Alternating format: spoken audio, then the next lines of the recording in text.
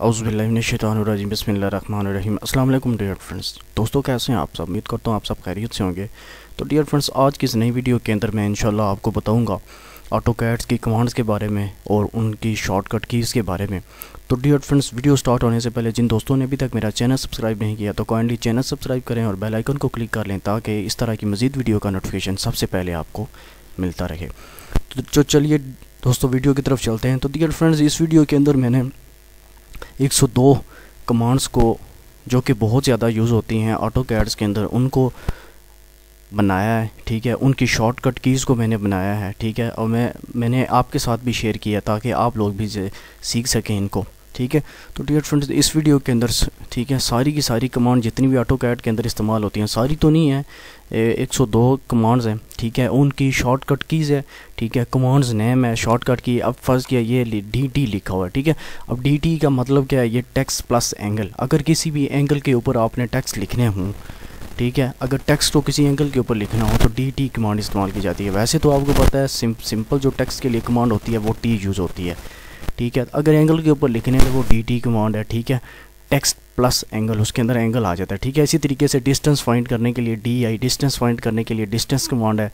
DO make और donut बनाने के लिए, ठीक है, गोल गोल दायरे बनाने के लिए जिनके अंदर हॉलो होता है वो बनाने के लिए। DS ड्राफ्टिंग सेटिंग ओपन करने के लिए DS कमांड इस्तेमाल की जाती है, ठीक है। उसी तरीके से LT line type manager open करने के लिए। LW, ठीक है, लाइन वेट सेटिंग ओपन करने के लिए। इसी तरीके से LI LS check line type, कौन सी लाइन टाइप है, उसका कलर क्या है, ये सारी चीज़ें चेक करने के लिए। उसके बाद LA लेयर प्रॉपर्टीज़ मैनेजर, ठीक है, लेयर को फ्रीज करने के लिए, ओपन करने के लिए, कलर चेंज करने के लिए, जो सिविल वाले यूज़ करते हैं ज़्यादातर। LTS means line type scale है, जो हम लाइनें लगाते हैं, सेंटर लाइन, डॉट लाइन, उनके दरमियान जो डिस्टेंस होता है, गैप होता है, वो कम या ज़्यादा करने के लिए LTS यूज़ करते हैं।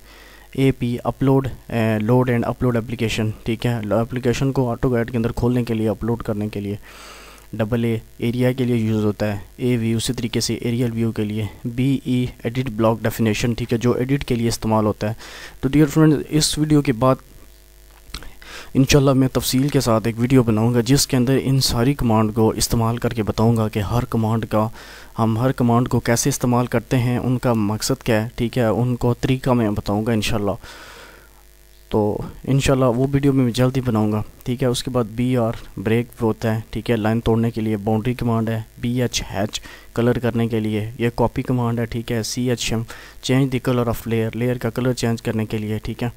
UN यूनिट सेट करने के लिए। ये लिमिट सेट करने के लिए। D डायमेंशन सेट करने के लिए। TR ट्रिम है।